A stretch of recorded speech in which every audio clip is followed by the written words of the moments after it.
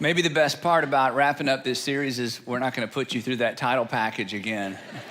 Hey, we're so glad that you're here, glad that you're joining us online, glad you're joining us after SNL, and for those of you who are watching by television, thrilled that you're here.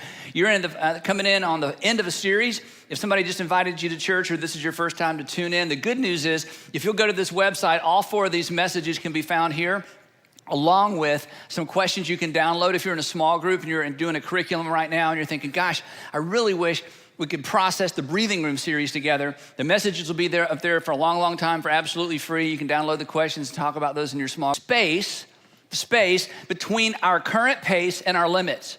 Breathing Room is the space between our current pace, our financial pace, our schedule pace, our emotional state. It's the space between our current pace, where we currently are, and our limits.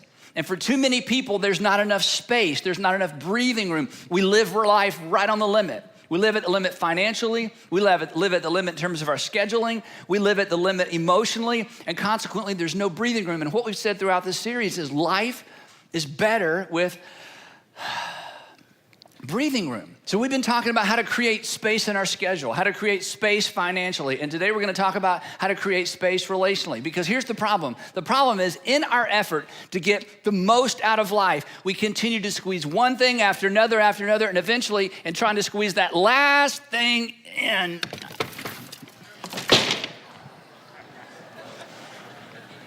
that happens.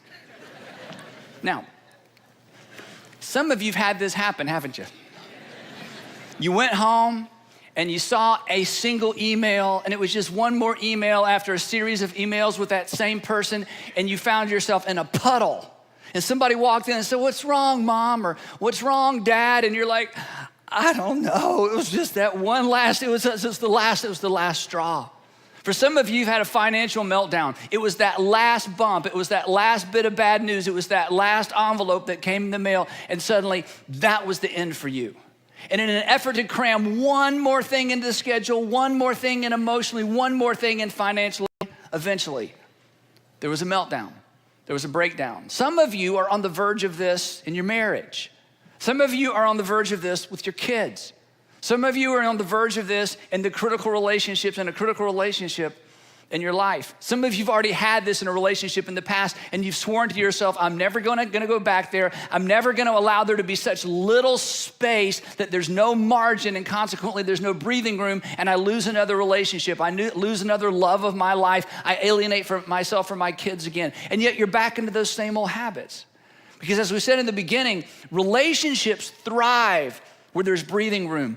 Relationships die when we're living at our limits, because you can't be efficient in a relationship.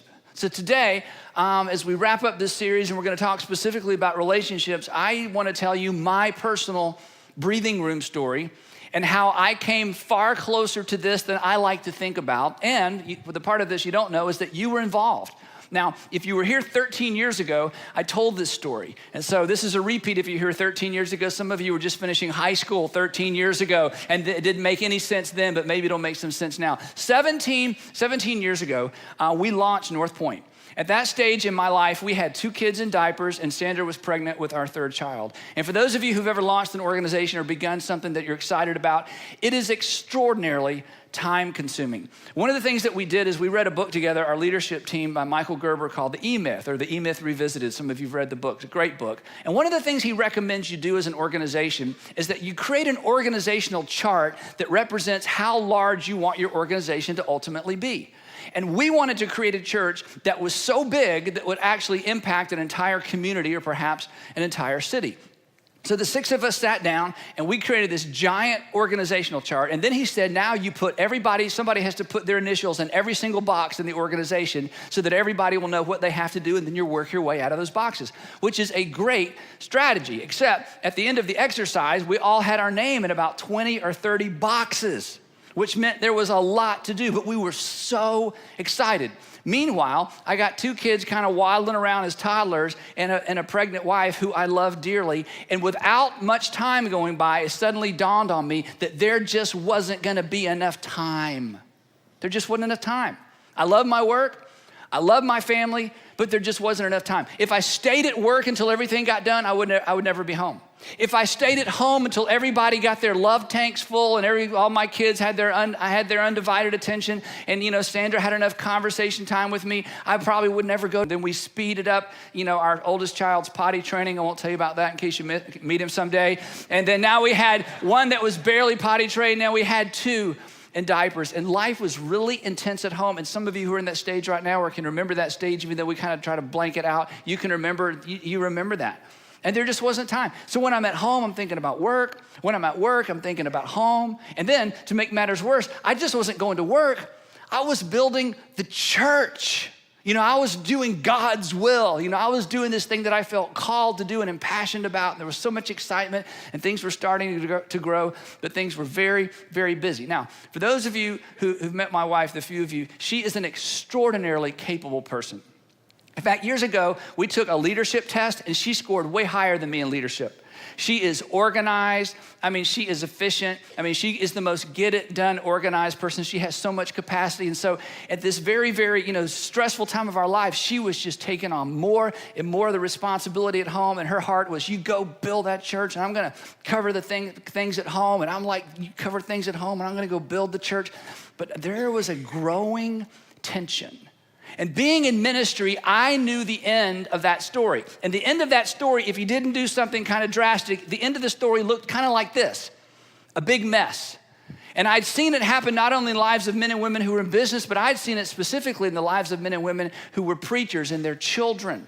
Because in preacher's world, you have this idea that you're doing God's will. And so you pray a prayer that looks kind of like this: Lord, take care of things at home while I do your work and build the church. And it seems so glorious, and it seems so glamorous, and it seems so, right, and it seems so religious, and it seems so spiritual. And it just seems like God would answer that prayer, that God's gonna cover the bases and fill in the gaps at home while I go do his work and build the church. But I had talked to enough preachers and met enough preachers' kids whose lives were a complete mess, who walked away from the church and hated the church because they felt like their dad was married to the church, to know that something had to give in our life. And the other thing was this, and I don't want you to tell anybody I said this because this could be misunderstood, but if you are part of our network of churches or watch online, you're sophisticated enough to understand what I'm about to say. Just don't tell anybody else. Here's the thing.